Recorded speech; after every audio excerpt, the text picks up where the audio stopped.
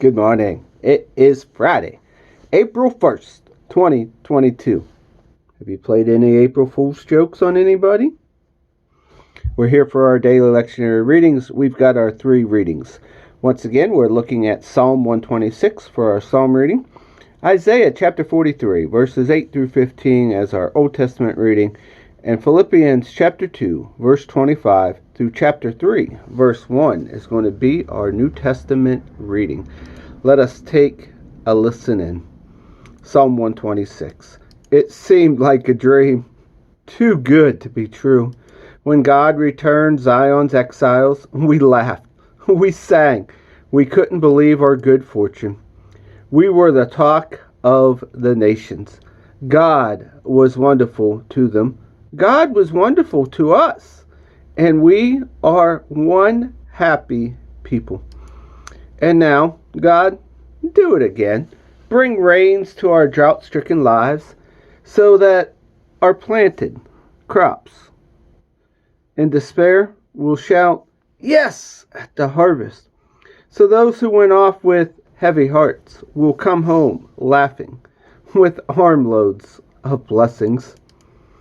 Isaiah 43, 8 through 15, the Old Testament reading.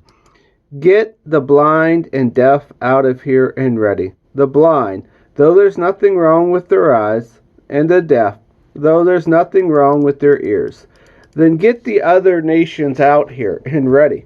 Let's see what they have to say about this, how they account for what's happened.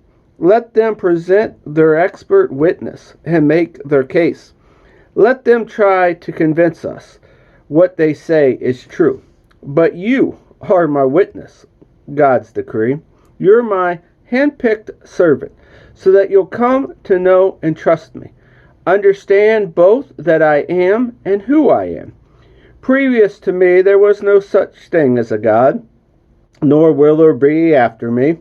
I am God. I'm the only Savior there is. I spoke, I saved, I told you what existed, long before these upstart gods appeared on the scene. And you know it? You're my witness. You're my evidence.